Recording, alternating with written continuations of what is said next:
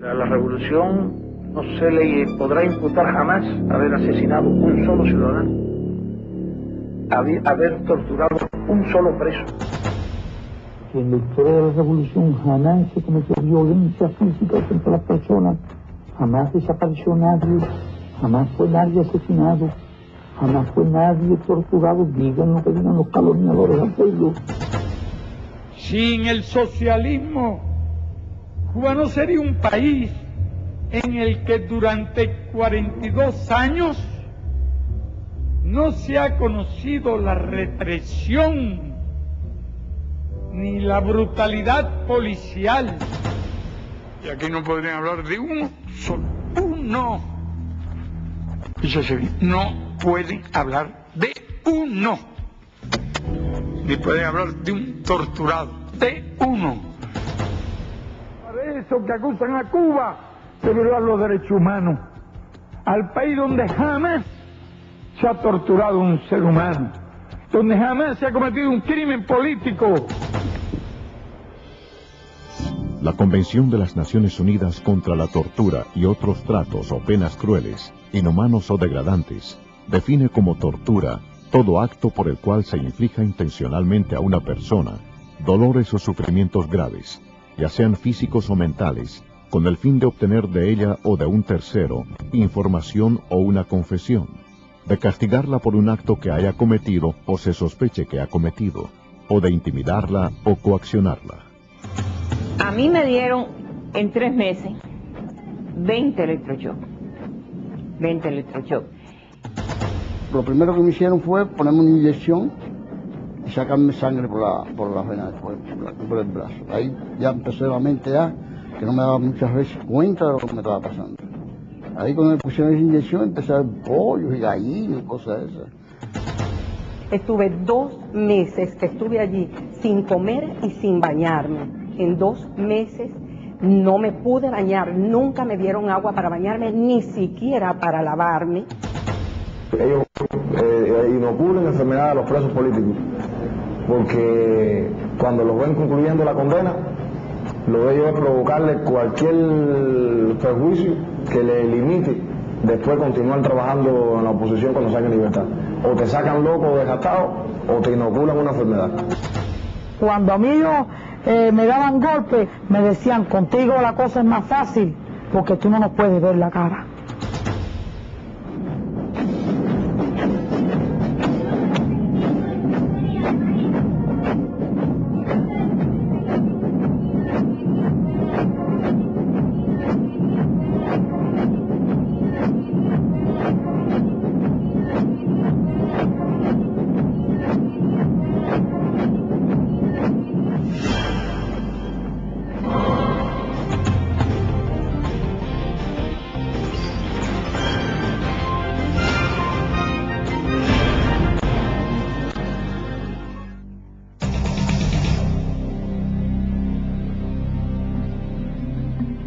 El régimen castrista, desde su llegada al poder en enero de 1959, instauró el terror como un método para perpetuarse en el poder. Miles de opositores a la naciente revolución cubana fueron ejecutados en los paredones de fusilamientos. Decenas de miles fueron detenidos, torturados y confinados en las cárceles castristas. A los 16 años de edad, en junio del año 1959, yo fui sepultado en vida. Fui llevado al castillo de Ataré y a una galera normal, como había muchos allí ya. 4 días después fui sacado de allí con 2 compañeros más, a los cuales no vi en 7 días, a partir del momento en que nos sacaron y nos metieron en gavetas. Esto es un orificio o una cavidad que tiene un fondo, o sea, una profundidad de largo. Yo calculo que entre 6,5 o 7 pies de profundidad, con una amplitud de, calculo yo, 2 a 4 pulgadas de márgenes después de mi cuerpo acostado, y una altura del doble, casi el doble de mi cuerpo, también acostado boca arriba. Imagínese usted una persona dentro de un féretro, con los pies estirados y los brazos estirado hacia los lados del cuerpo. En ocasiones, si se le cansaba, podía levantarlo y ponérselo encima del cuerpo, o sea, en la barriga, en las piernas, no más que eso. La cabeza no podía levantarla. Si levantaba la cabeza, tenía entonces el techo arriba, o sea, le daba al techo contra la cabeza. Para entrar allí había que entrar de espaldas. Ellos mandaban a uno que se metiera de espaldas y boca arriba. Y el piso, o sea, la superficie donde uno estaba acostado, tenía un desnivel, iba de menor a mayor. O sea, a medida que uno iba entrando, el cuerpo de uno se iba levantando un poco de la cintura hacia la cabeza. Y esta superficie estaba llena de unos minúsculos orificios, háganse la idea de un spring. Una vez allí, la puerta era una reja que cerraban por la parte de afuera con candado, por supuesto.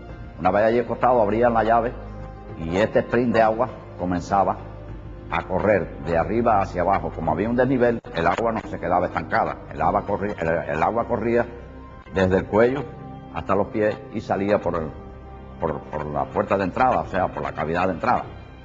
En esos 7 días no recibí alimento de ningún tipo, no tomé agua, la sentía, pero no la veía, la sentía en mi cuerpo entumido ya por el frío del agua, pero no la veía ni podía comerla, ni podía tomarla, perdón.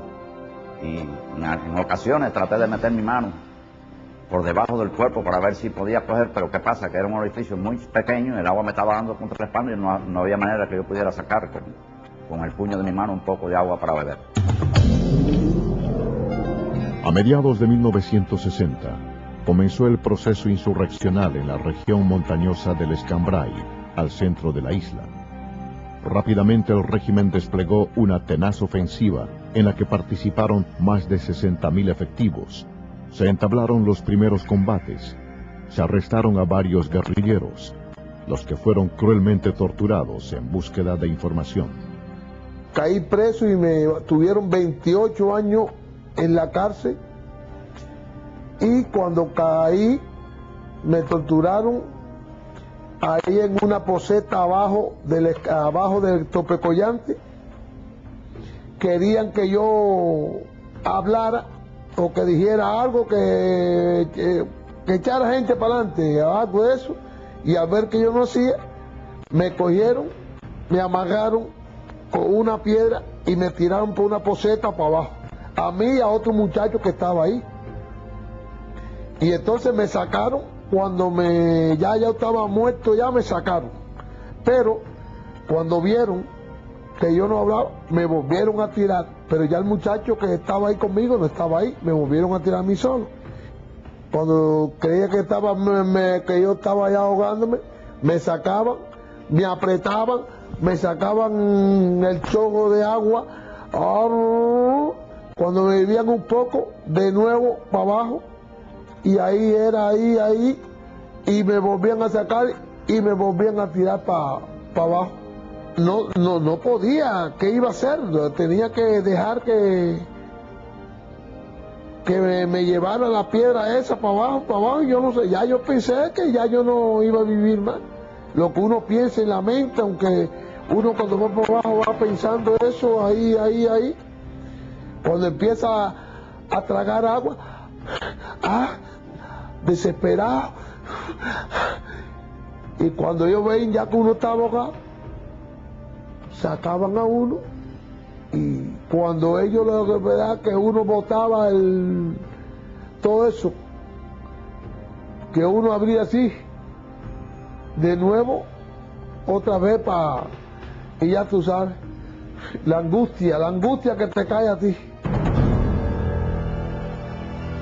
La policía política castrista estableció en un principio la sede central del Departamento de Investigaciones en Quinta y 14, en la capitalina barriada de Miramar.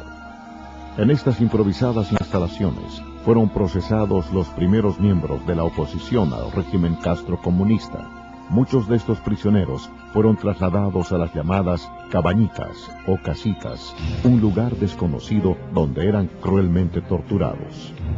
El proceso comenzaba en el patio de la unidad de Quinta y 14, había unos toldos bajos ya dentro del jeep para que no se supiera quién iba adentro. Te daban una capucha hecha con tela de mezclilla y un elástico ajustado al cuello. Te tiraban en la parte trasera del vehículo, te ponían una colcha por arriba y un miliciano te clavaba las dos botas rusas en la espalda y te clavaba también el cañón de la metralleta, diciéndote que si hablabas, si te movías siquiera y decías algo, te vaciaba el peine. Ese vehículo daba una serie de vueltas dentro del área, tratando de despistarte para que no supiera dónde te iban a conducir, y también para evitar quizá que estuviera alguien siguiendo el vehículo y pudiera averiguar algo sobre el lugar de destino. Te bajaban a un sótano que estaba equipado con un equipo también de aire acondicionado más fuerte todavía, y allí completamente desnudo estabas hasta que perdías el conocimiento. Cuando ellos veían que tú dejabas de tener convulsiones y prácticamente perdías la razón, entonces apagaban el aire y volvías, te retornaban al salón. Esto es imposible decir cuánto tiempo pasaba, y ellos para, no sé si quitarse la presión o para hacerte ver que ya tú oficialmente eres un desaparecido, le hicieron llegar a un policía del barrio allí conocido en la versión de que la noche anterior a mí me habían fusilado, y le pidieron que como una cosa humanitaria se lo dijera a mi mamá para que no siguiera yendo de cárcel en cárcel y de lugar en lugar buscándome, y que ya ella descansara. Y a mí, por supuesto, me lo dijeron, que ya mi mamá estaba haciéndome misas y cosas porque estaba convencida que yo era un desaparecido oficial. Durante este periodo, cuando tú te resistías a confesar, te llevaban a los lugares predilectos que ellos tenían, porque tenían una selección de lugares. Había una piscina donde te llevaban, por supuesto siempre con la capucha puesta, y en esa piscina tenían una bolsa grande de lona donde te introducían, la cerraban y te tiraban a la piscina. Cuando suponía que tú estabas ya medio ahogado, te faltaba el aire, pues te sacaban, te decían, vas a confesar, y si decías que no, volvías para el agua. Es imposible saber cuántas personas murieron en estos ensayos, porque no había una forma segura de saber cuál era el estado tuyo y cuánto habías respirado. Cuando ya ellos tuvieron lo que necesitaban de la causa, o pasó el tiempo que ellos habían considerado suficiente para esto, pues entonces te llevaban para el G2, y de ahí a unas galeras especiales que había en la cabaña, que habían estado soterradas bajo el suelo, y las habían limpiado para meter a los sobrevivientes, aunque fuera temporales, porque muchos de los que salieron vivos de allí, después en el juicio los condenaron a muerte. La cifra total de prisioneros políticos procesados en este campo de interrogatorios se ignora. También se desconoce el número de personas que, sometidas a un régimen especial de torturas, perdieron sus vidas en estas instalaciones que algunos denominaron como el Punto X. Caí preso en el año 1961, en el Quinti 14, de ahí me trasladaron por un lugar que le dicen las caballitas de tortura mental y física. Ahí fue donde empezó la cosa de la tortura. Lo primero que me hicieron fue ponerme una inyección y sacarme sangre por la vena por el brazo. Ahí ya empezó la mente que no me daba muchas veces cuenta de lo que me estaba pasando. Todos los días me fusilaban con balas de salva. Y yo sentía cuando tiraban 2 tiros de verdad y la gente gritaba. Y me viste que aquí fusilan, el próximo fusilamiento va a ser el tuyo. Y así sí me tuvieron varias veces, muchas veces me hicieron eso. Pero muchas veces me hicieron eso. Me dijeron, como que tú dices que eres católico y que Dios te va a sacar de aquí, y que lo que nosotros estamos haciendo es un pecado, te vamos a llevar a la iglesia para que te saquen de aquí, que Dios te saque de aquí, o el cura en el que tú creas. Así me dijeron. Muchacho, no quiero estar tú ahí. Me pusieron una campana ahí arriba, me metieron como en un closet. Y me dijo, si te caes para atrás, eso es un vacío, no te puedes mover de ahí. Y aquello era campana bien y campana va. Y bueno, de allí salí loco. De allí salí que de verdad que lo que deseaba era morirme. Todos los días me hacían una cosa distinta. Me llevaban, me pusieron un foco grandísimo en la cabeza, me amarraron con las manos hacia el techo. Ahí empecé a caérseme el pelo. Yo cuando aquello no tenía ni patilla, ni pelo en el pecho, ni nada. De la cabeza se me cayó completo. Se me hicieron una llaga grandísima en la cabeza. Ahí me echaban agua en el piso. Me pusieron corriente, cables de corriente para que no me pudiera acostar en el piso. Si me orinaba por casualidad en el piso, venían 4 o 5 días, me envolvían en una coche y tenía que sacar todo el piso. Cuando le pedía agua, porque ya se empieza a perder la voz cuando uno tiene mucho tiempo sin tomar agua, después me dijeron, te vamos a traer agua. Me entraron 4 de ellos, con el pene de ellos me orinaban toda la cara. Me dijeron también que me iban a apretar los testículos.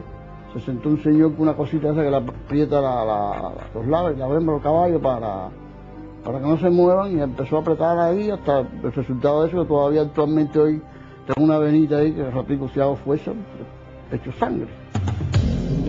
A la revolución no se le podrá imputar jamás haber asesinado un solo ciudadano, haber torturado un solo preso. A mediados de 1963, la naciente dictadura castrista traslada la sede del Departamento de Investigaciones a Villa Maristas, antiguo complejo educacional religioso, adaptando dichas instalaciones para interrogar a los opositores políticos, empleando métodos de torturas. La celda en el Departamento de Seguridad del Estado, en Villa Maristas, ¿verdad?, es de total aislamiento. Es una celda que tiene escasamente 2 metros de ancho, con 6 placas de madera que se bajan para dormir las personas. Cuando las placas se bajan, en el espacio que queda en el medio apenas cabe una persona parada así entre ellos. Esta celda se encuentra al final, tiene solamente 2 rendijas, así en forma diagonal, que no se ve nada para afuera. Y en la parte delantera es una reja, es una puerta de hierro, que tiene sencillamente arriba un pequeño espacio con un foquito, nada más que nunca se apaga, por lo cual uno nunca sabe la hora en que se encuentra, el día en que se encuentra. Tiene un aspillero donde los guardias vienen y le dan a uno la comida. Uno no sabe cuándo se la dan, si era la hora de comer, si era la hora de almorzar, no sabe cuándo. Para uno ir a sus necesidades, en la parte pegada a la puerta, hay un espacio en que tiene lo que le llaman los servicios turcos, un hueco para hacer sus necesidades, defecar o orinar, y ahí mismo una pila que está como a un pie de ese hueco sanitario, donde tiene que tomar el agua uno cuando el agua viene, y una ducha cuando el agua de vez en cuando puede venir. Ahí te desaparecen, la familia no sabe dónde te encuentras, estás desaparecido hasta el tiempo que ellos entienden que te pueden darle a la familia el lugar en que tú te encuentras, y una visita tan pequeña como de unos minutos en los que el interrogador no permite que hable más nada de cómo se encuentra uno y está escuchándolo todo. Cuando, por ejemplo, no podían sacarme la confesión que ellos querían de un documento que habíamos publicado, en que había unos cuantos intelectuales escribiendo cosas en contra del régimen, pues en una de las sesiones pues prendieron a mi padre, y me dijo el individuo que mi padre lo habían detenido porque yo no confesaba lo que ellos querían. Ahí tuvimos un altercado que por nada nos vamos a las manos los dos.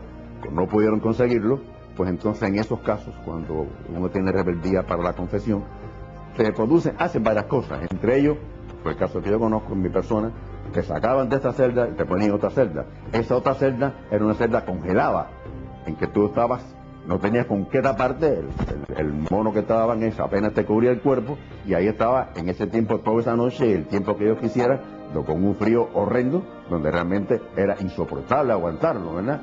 Y eso era el cambio entre las otras cosas que te hacían para sacarte la confesión.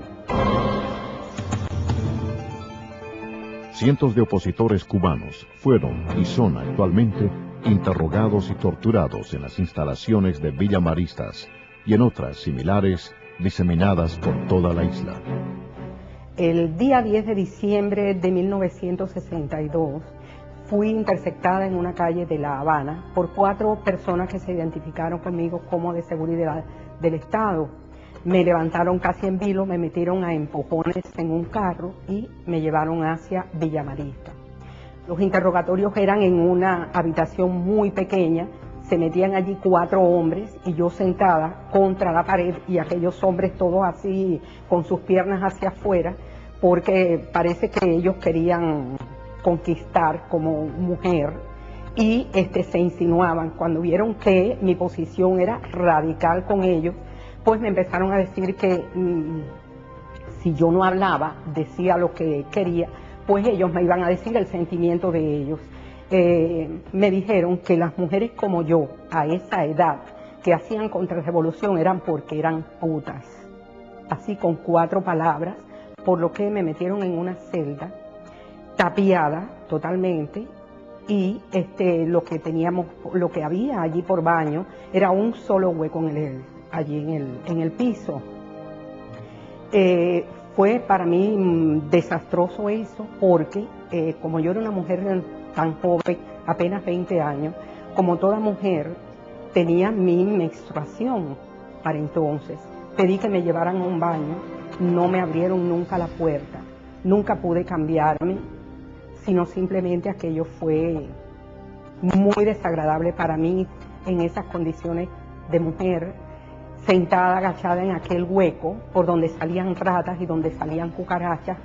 Eran días de frío y no me trajeron nada con qué taparme. El frío era terrible y solamente tenía para taparme la misma saya que yo tenía, me la ponía así, doblaba las piernas.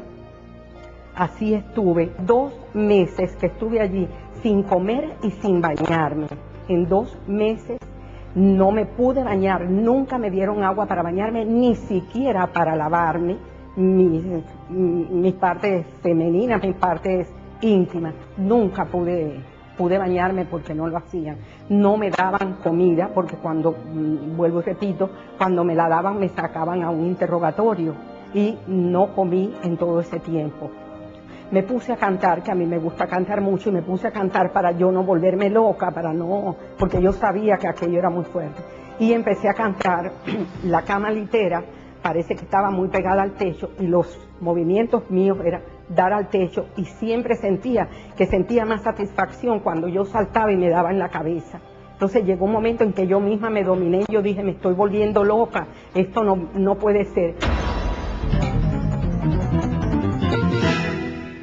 En la historia de la revolución jamás se cometió violencia física contra las personas, jamás desapareció nadie, jamás fue nadie asesinado, jamás fue nadie torturado. Digan lo que digan los calumniadores aquellos. El régimen, durante las casi 5 décadas en el poder, ha empleado diferentes fármacos como instrumentos de torturas. Decenas de prisioneros políticos han sufrido los efectos de medicamentos usados con fines de producir procesos hipnóticos y de esa forma obtener informaciones. Me trasladaron directamente a Villa Marista.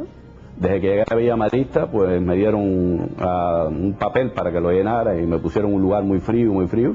No pude escribir nada por el frío que había. En cada 5 minutos me sacaron 2 o 3 veces. La segunda vez ya me incomunicaron por 18 días. En esos 18 días estaba en una celda que yo no sabía si era de noche o de día. Uno de estos momentos, no sé, por la noche o por el día, ellos vinieron y me pusieron pentotal sódico. Yo tenía conocimiento ya más o menos lo que hacía el pentotal sódico. Cuando me pusieron esos, parece que me afectó las vías respiratorias, porque eso deprime el sistema nervioso central, deprime también la respiración y me cerró un poco la glotis. Como yo estaba en una tapiada, yo empecé a darle golpe a la ventanita pequeña esa que estaba, porque me ahogaba, me faltaba el aire. Y entonces cuando abrieron la ventana yo tiré las manos para afuera ahí porque no podía, me estaba cayendo. Entonces abrieron la puerta y caí en medio de un pasillo ahí como si fuera un animal. Entonces me arrastraron, vino un enfermero, se llamaba David, y entonces me estuvo reconociendo ahí en el piso y así mismo me arrastraron y me metieron para adentro así sin mirar más. Cuando estaba tirado en esa camilla, pues vinieron como 3 oficiales, que recuerde yo, a lo mejor fue parte de la parte hipnótica, porque esto tiene productos hipnóticos, un barbitúrico, y estaban frente a mí y decían, sí, él es. No sé en qué momento, más tarde, me sacaron de allí a patadas, empujones, ya que eran unos pasillos oscuros, yo no veía nada, por el suelo me rodaban, me llevaban rodando por el suelo, empujándome, dándome golpes, y cuando llegué al lugar de interrogatorio estaban 3 personas, Jorge Leiva Pierre, era el interrogador principal. Desde que llegué, cogió y me tiró contra una silla, me dijo, asesino, mataste a una vieja, mataste a un niño, una escuela, una bomba. Dije, pero yo no sabía ni qué me estaba hablando porque sabía que todo eso era mentira. Pero así todo, yo estaba confuso porque la mente mía no me daba. Y entonces me empezaron a dar golpes, me tiraron contra el piso, en el piso me patearon y así se cansaron de maltratarme ahí en el piso. Entonces yo me quedé en el piso porque ya me quedaba, yo oía, yo estaba algo consciente de lo que estaban hablando. Pero entonces llamaron al enfermero, parece que yo tenía la presión baja o algo de eso, me reconoció y dijo, déjenlo ya. El Presidio Modelo, o Reclusorio Nacional para Hombres de la Isla de Pinos, fue el penal escogido por el régimen castrista para confinar desde el propio año 1959 a los prisioneros políticos cubanos. Más de 5.000 hombres fueron encarcelados en las 4 circulares y los edificios que conformaban el penal. Tal vez 2 meses después de la invasión de Bahía de Cochino, fue que se dinamitó la isla, se pusieron las 24.000 libras de trinito tolueno en las 4 circulares, las cuales tenían en aquel momento, más los pabellones y otras áreas, alrededor de 5 o 6.000 prisioneros políticos. Con esto se perseguía, pues, el de que si había algún otro intento, como el de Bahía de Cochinos, eliminar en forma colectiva a una oposición, es, si no un genocidio, el intento de aplastar en una forma brutal, desde el punto de vista psicológico, a un grupo de hombres que solamente estaban allí por defender el derecho de pensar, de opinar y de creer.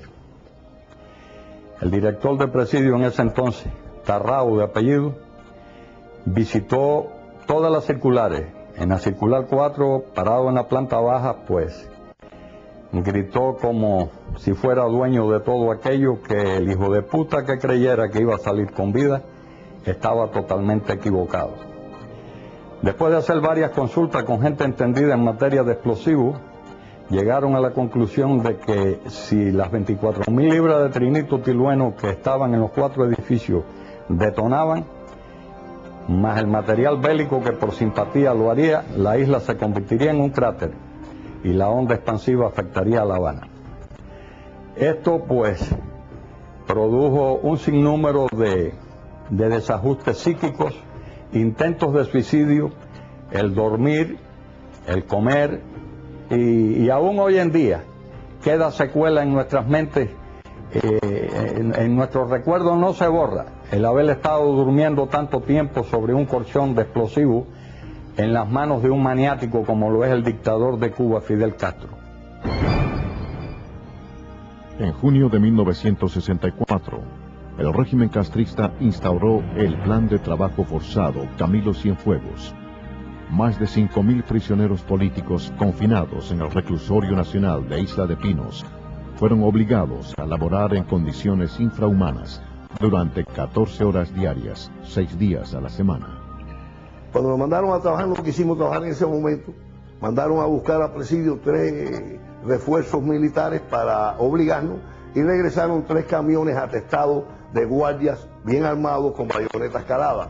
Todo ello ya venían planeados, se hicieron una fila por ambos lados, que nosotros le decimos esa fila, cuando un guardia se mira al otro, el túnel del amor, cada 48 pulgadas, 4 pies, un guardia, frente a frente. Por ahí mismo nos dijeron que nos condujéramos, empezaron las patadas, los culatazos, y saltamos la cerca y rápidamente nos sumergíamos en un agua espesa y negra. Ya nos empezamos a dar cuenta que estábamos en la famosa Mojonera, la laguna de saneamiento o de aguas albañales, que es lo que se hacía antes para cuando había un gran conglomerado y no había alcantarillado ni otras cosas donde botar toda esa serie de aguas usadas. Y esa laguna se había hecho cuando se construyó el presidio en el 1928. Tenía, cuando nosotros llegamos allí, 30 y pico de años de uso, de concentración de excrementos, de aguas negras y de bacterias añejas en su contenido. Bueno, en esas condiciones de bayonetazos, de ofensas, las ofensas eran las más grandes que se nos podían decir. El pelo de nosotros parecía un pelo conchambroso, como si fuera una pasa de más o menos 7 meses sin lavarnos la cabeza, la cara de nosotros negra, negra, negra, a veces con las partículas negras pegadas al rostro nuestro, en los labios nuestros, y así tuvimos, casi eran las 7 menos cuarto de la noche, considero yo, porque ya el sol se estaba escondiendo en la rajita del horizonte, cuando nos sacaron. A la circular llegamos de noche ya llegamos a la circular. Y me recuerdo que cuando nosotros llegamos se corrían, que dónde estábamos nosotros. Nada más que entramos, corrieron todo el mundo, pero no sabían cuál había sido el destino. Y del lado mío había uno, que eso sí me recuerdo y me emociona que fue a socorrer al amigo y el amigo le dijo, no me toques, échate para atrás, échate para atrás, que huelo a fosa, abajo de fosa. Y lo cogió por el brazo y le dijo, mi amigo, usted huele a dignidad, deme un abrazo. Y se lo llevó.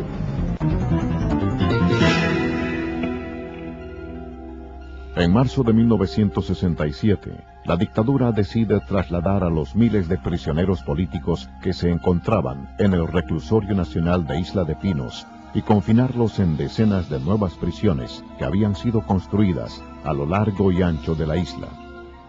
El régimen castrista siempre le ha negado la condición de prisionero político a los reos de conciencia cubanos. Fuimos trasladados de Isla de Pinos a las distintas provincias y a mí me tocó ir hacia Huica, próximo a mi pueblo, prisión que íbamos a estrenar. Nunca nadie había estado en ella. Al llegar fuimos obligados a quitarnos los uniformes amarillos para poner los uniformes azules de los presos comunes. Un grupo de nosotros se negó a aceptar ese tipo de medidas y entró en función un grupo de yocas del Ministerio del Interior para poner en práctica para lo que habían sido entrenados. Nos agarraron, nos maniataron pie y mano a la espalda, como se amarra a los cerdos para inmovilizarlos, y nos tiraron a los baños. De ahí, 3 horas después, nos llevaron a las celdas de castigo. Fundamentalmente a las 19 y la 20, que eran cajones de concreto de 6 pies de ancho por 5 pies de largo por 5 o 8 de altos. O sea, yo no cabía de pie allí. Fuimos hacinados 12 por celda. Ya comprenderán que siendo hermética con una plancha en la puerta, pues respirar era prácticamente imposible. Allí permanecimos por 3 días, al cabo de los cuales quedé solo en la celda 20. En esa celda 20 permanecí durante los próximos 6 meses, o sea, medio año, trancado, solo, totalmente desnudo, sin medias, sin calzoncillos, sin nada. Los 2 y medio meses primero no me permitieron bañarme, no tenía dónde tampoco. Y tenía que tomar agua del tubo que descargaba directamente sobre el baño turco, que es un hueco que hay en el suelo. Venían una vez al mes y me rapaban la cabeza. Sin embargo, no me cortaban ni la patilla ni el bigote, para que tuviera que tener patilla y bigote como si fuera un rebelde, entre comillas, comunista. Esta aventura en aquella celda culminó cuando un grupo de guardias vinieron a tratar de que aceptara la ropa azul de todas las formas y a negarme. Pues comenzaron a golpearme. Afortunadamente me dieron con un candado chino en la punta de una cadena en la cabeza y perdí la conciencia, no sentí el resto. Desperté en la dirección del penal, como es lógico, vestido de azul y amarrado los pies y las manos a la espalda. Durante sus casi 50 años en el poder, el régimen castrocomunista ha empleado los más crueles e inhumanos métodos de torturas. Decenas de prisioneros políticos cubanos han sido víctimas del denominado tratamiento psiquiátrico intensivo, comúnmente conocido como electroshocks o corrientazos eléctricos. Las salas Carbó Serviá, Córdoba y Castellanos del Hospital Psiquiátrico de La Habana, conocido como Mazorra, fueron testigos de estas criminales prácticas. A mí me dieron en 3 meses 20 electroshocks. 20 electroshocks. Yo te digo que los electroshocks me hicieron mucho daño, porque dicen las muchachitas, yo te digo muchachitas, eran las compañeras presas de las cámaras mayormente, que yo caí allí en el pabellón. No conocía a nadie, no sabía quién era y me pasaba el día con una muñeca de trapo en las manos. Lo más que yo sufrí de los electroshocks era el tiempo O sea, cuando ellos me llevaban a ver a los hermanos presos, cuando le daban los electroshocks, como a mí me lo dieron de castigo. A ellos en el salón que yo estaba era castigo para todos. Ellos eran amarrados con cadenas, a veces a tubo, arriba, con las manos cruzadas, los pies y las cadenas. Los mojaban con agua, con orines. Entonces, al aplicarles los electrodos, era mucho más fuerte. Entonces, esa tortura de oír esos gritos, porque se grita, yo tengo que haber gritado también, se grita, y esas luces, yo creo que a mí me hicieron mucho más daño que los mismos electroshocks que me dieron a mí.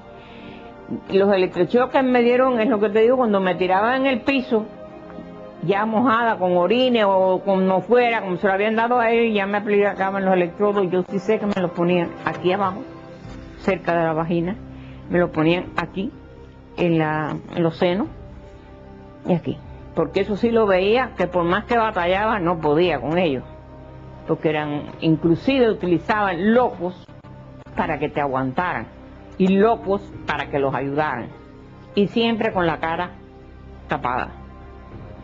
Ya llega un momento que no piensas nada.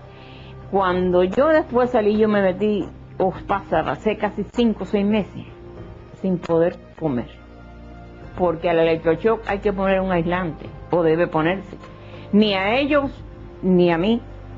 Entonces la lengua mía, la boca mía, dicen ellas que está destrozada. Yo te hablo de ellas porque son las muchachitas. Ellas me daban cucharadas de leche, cucharadas de caldo, porque yo no podía comer. Y loca que dice que a veces no se me podían arrimar.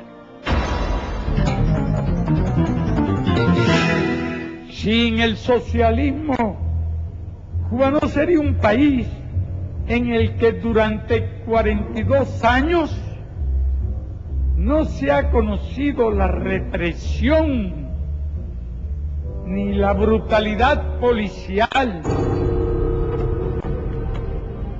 Estos tratamientos por estímulos eléctricos modifican el funcionamiento del sistema nervioso central.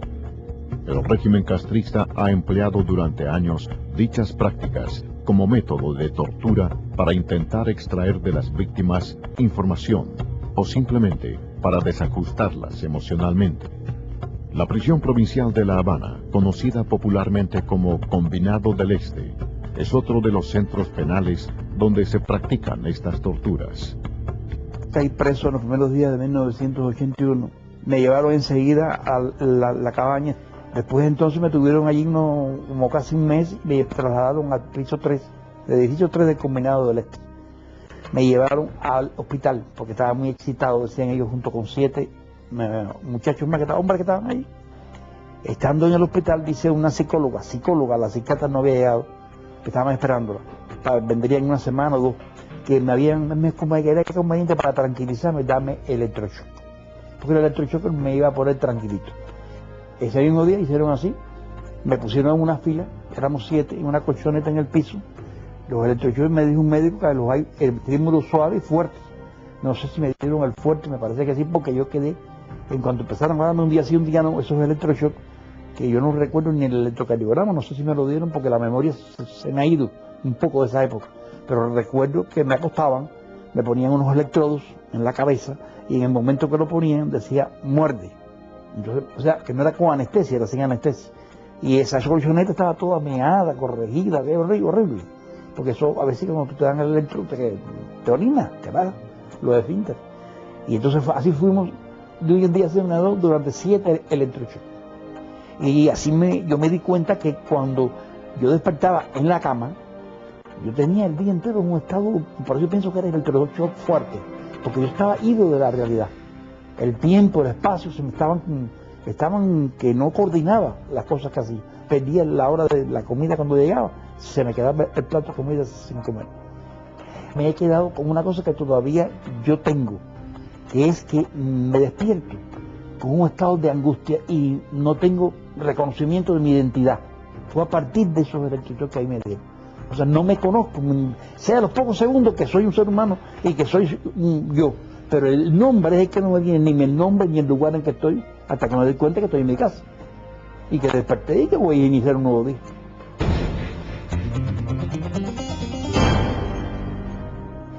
Varias decenas de prisioneros políticos dejaron sus vidas en las cárceles cubanas, víctimas de la represión de los carceleros del régimen. Otros, aunque corrieron mejor suerte, fueron mutilados y guardan en sus cuerpos las imborrables huellas de los tratos crueles e inhumanos recibidos. En el patio de la cabaña, en el año 1975, yendo a almorzar al comedor, nos paran y nos dicen que tenemos que ir en fila, cosa que nosotros nunca hacíamos. Todo eso era preparado para agredirnos.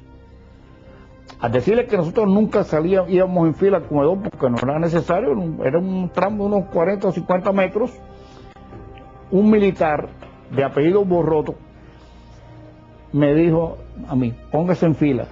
Yo le dije, nosotros no acostumbramos a ir en fila al comedor. Eso fue lo único palabra que me dieron entre él y yo. En ese momento yo lo miro porque se me queda frente a mí y coge el machete, un machete que tenía en la mano, porque ya ellos venían preparados para darnos. Y en ese momento nos empiezan a dar planazos a todos, por la espalda y por donde. Y cuando yo veo a este militar que viene hacia mí, me está dando planazos por la espalda, pero no cuando viene de frente, yo me doy cuenta que quiere atacarme. Y cuando yo lo miro, coge el machete, me mete un machetazo, yo me protejo porque me tira el machetazo por el cuello, porque me tira por aquí arriba, le pongo la mano así y me tumbó ese dedo que yo no me di cuenta porque era tan rápido el machetazo que yo no me di cuenta de que había perdido un dedo. Entonces al ver yo que me tiró un machetazo, me iba a tirar del segundo, me protegí la cabeza y entonces me dio otro machetazo por aquí, por esta mano, que me la ha dejado así. Esa mano yo no puedo cerrar los dedos del machetazo que me dio. Y esta otra, se perdió el dedo y este dedo ha quedado en estas condiciones.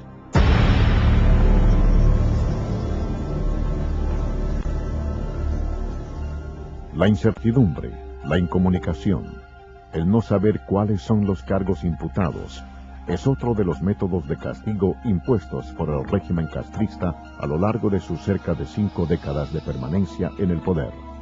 Muchos opositores al régimen han cumplido años de confinamiento político, sin haber sido condenados por un tribunal. Cumplí mi primera condena como presa política en 1997. Allí tuve la amarguísima experiencia de pasar por una prisión tan conocida como Manto Negro. Después de haber cumplido mi condena en Manto Negro, pasé también por la seguridad del Estado del Centro de Investigaciones Villa Marista y Ciénaga de Agó, donde hube de cumplir varios años sin siquiera ser condenada por un tribunal. Es decir, ellos decían que estaba bajo investigación, pero allí me tenían 6 meses, después me sacaban de Villa Marista y me llevaban para Ciénaga de Agó y 6 meses más, porque era el tiempo límite que tenían para tener una persona presa. En estas celdas de castigo yo conocí el lugar más siniestro del mundo. Era una celda pequeñita, la cama era de concreto, daban solamente una sábana y una colchoneta de trapo a las 11 de la noche y te la quitaban a las 6 de la mañana.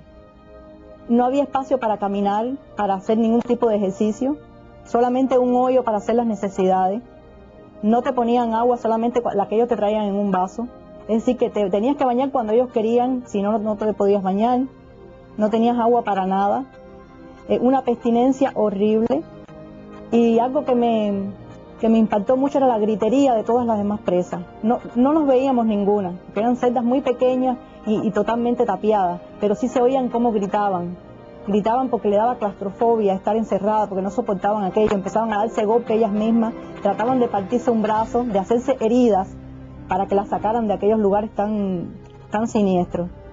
Como única forma que ya me quedaba a mí en este caso de protestar contra tantas injusticias que estaban cometiendo en contra de mi persona, pues yo encontré una solución que era hacer una huelga de hambre. Definitivamente o me sacaban de la prisión o yo moría, pero yo sabía que yo no podía estar en un lugar como aquel porque no lo merecía, porque nunca había cometido ningún delito.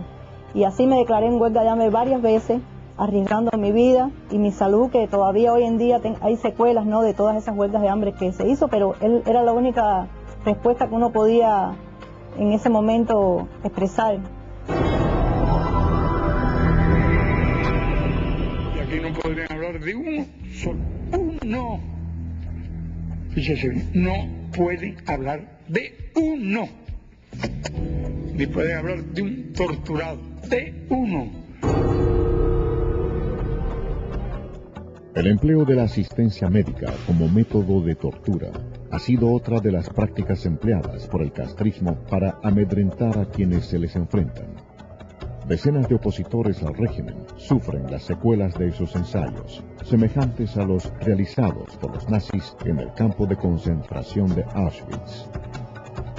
Una vez en Villa Marista, donde me comienzan los dolores de la columna, el instructor que me estaba asistiendo en ese momento, llamado Ariel Roja Capitán, es el que me informa que voy a ser trasladado a la sala de la seguridad del Estado, lo que es la parte del hospital, para que allí me ofrezcan asistencia médica.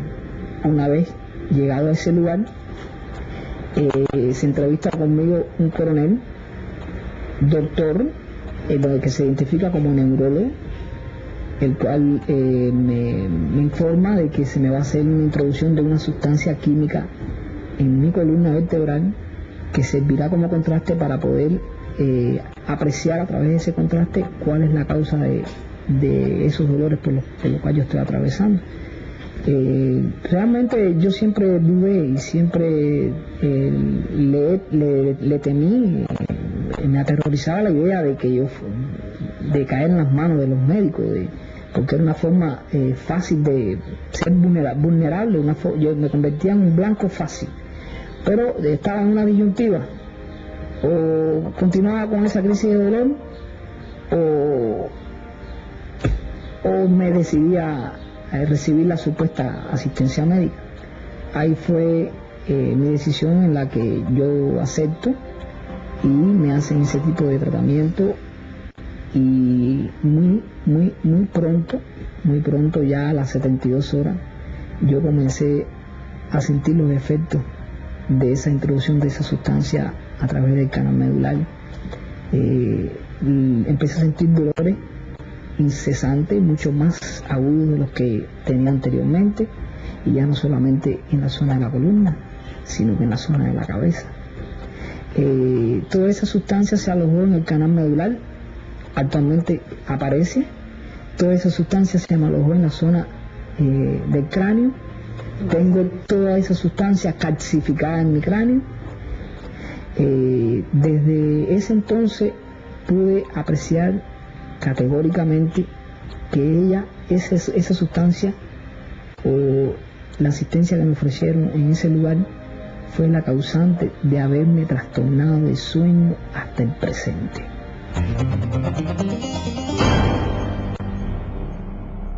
En su afán por neutralizar la oposición, el régimen castrista ha empleado durante sus más de 4 décadas de permanencia en el poder los métodos más inimaginables, con un objetivo: desarticular a la oposición política cubana.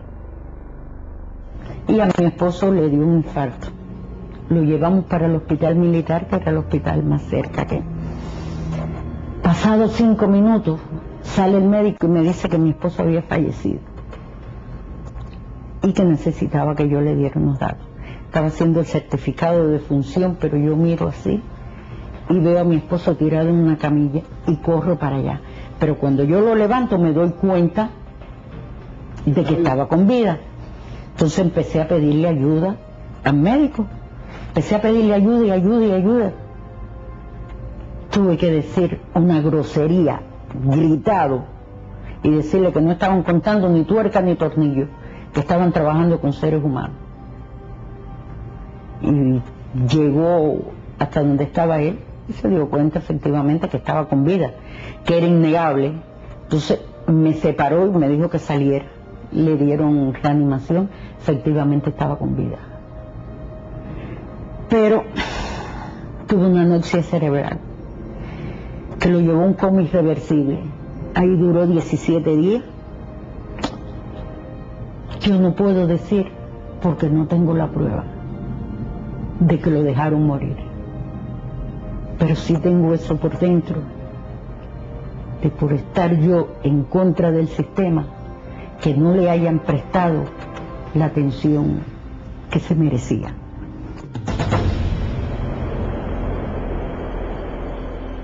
La policía política, sus escuadrones paramilitares, disfrazados bajo el nombre de Brigadas de Respuesta Rápida, han reprimido desde 1959 cualquier acto de respuesta o denuncia popular. Estas tropas, entrenadas por el régimen, han maltratado y torturado a los pacíficos opositores sin importarles su condición social, sexo e incluso limitaciones físicas. Se hizo la exhortación para el hombre de 8. Y entonces hicieron una citación para una iglesia y ya habían vigilancia de tropas especiales y le habían hecho la advertencia a mi madre que no fuera porque iba a ser mal para mí. Y yo fui, me detuvieron a la parada de huevos, me llevaron a la unidad de la María Luisa y cuando varias veces traté de levantarme porque me tiraron al suelo, me agarraron así mientras me llevaban para allí para que yo no gritara abajo.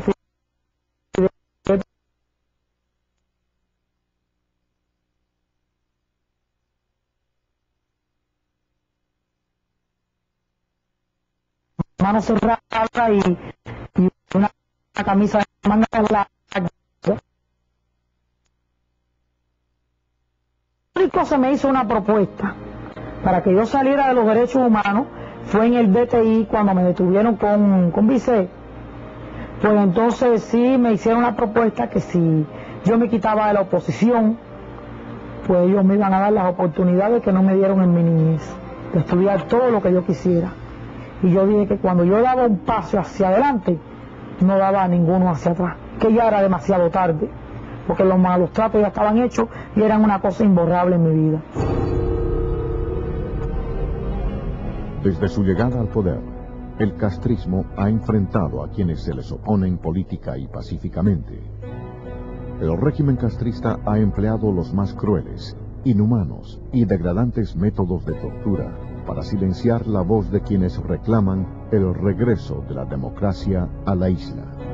Uno de los efectivos de la cárcel que más se destacó por reprimirme y por crearme situaciones difíciles a mí, que es teniente José Ruiz Collado, él en una ocasión manifestó públicamente y abiertamente que si yo lograba salir en libertad, salía con tuberculosis. Ellos inoculan enfermedad a los presos políticos, porque cuando los ven concluyendo la condena, lo de ellos es provocarle cualquier perjuicio que le limite después continuar trabajando en la oposición cuando salgan en libertad. O te sacan loco o desgastado, o te inoculan una enfermedad. 2 o 3 meses antes de yo salir en libertad, me hice análisis en la prisión de puto, me hice análisis de sangre, entre otros análisis, todos dieron negativo. Cuando salí en libertad, me hice análisis en el policlínico de mi municipio, en Camajuaní, y entonces me hice una placa también, y entonces la placa dio una lesión en el pulmón izquierdo, y el médico que me atendió de una forma que no es ética como un médico, porque me dijo que cuando miró la placa me dijo así mismo literalmente: coño, mi negro, qué fatal te pusiste, acabó de salir en libertad y se te olvidaron los carnavales de Camajuaní, porque esto que veo en la placa, si no es cáncer, es tuberculosis.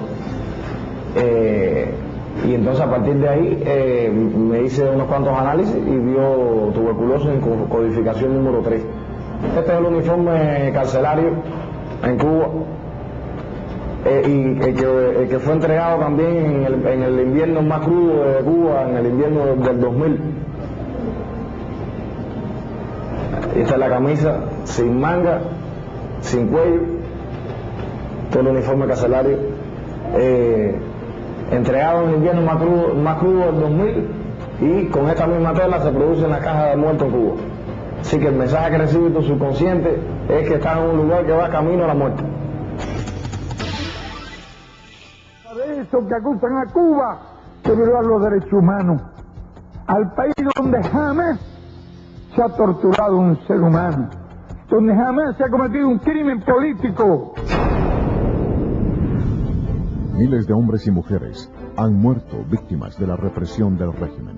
41 personas, muchas de ellas menores de edad, fueron asesinadas en la madrugada del 13 de julio de 1994, cuando tratando de escapar de la isla en un viejo remolcador, fueron embestidos por embarcaciones castristas frente a las costas de La Habana. En ningún momento nos dijeron que nos pararan, que nos paráramos ni nada. Ellos lo que hicieron fue echarnos agua. Entonces llega el momento en que ya vemos que nosotros no podemos seguir, porque entonces sí iba a ser fatal, y paramos, porque ya el agua estaba entrando. Entonces paramos y se lo dijimos, mira, nosotros viramos para atrás, nosotros vamos a virar para atrás, ya estamos parados, y ellos nos vieron parados y todo. Y le decíamos que no nos hiciera daño, que llevábamos niños ahí, le enseñábamos a los niños, le seguían echando agua. Entonces después vinieron dos más, como a 7 niños allá. Y se pusieron uno por cada lado, uno va al frente, otro atrás, y entonces de atrás se subió arriba del barco, y ahí fue donde le dio el golpe por el lado y lo viró. Y todos nos hundimos, y el barco se hundió inmediatamente, pero los que estábamos afuera tratamos de subir, estaba muy profundo también. Yo llevaba al niño mío, llevaba aguantado, y yo no lo solté. Entonces yo subí, pero yo no sé nadar ni nada de eso. Entonces subí, pero volvía de nuevo para abajo. Entonces cuando subo, hay una mujer que estaba flotando al lado mío y me aguanté de ella y cargo al niño. Y entonces había mucho oleaje. Entonces no.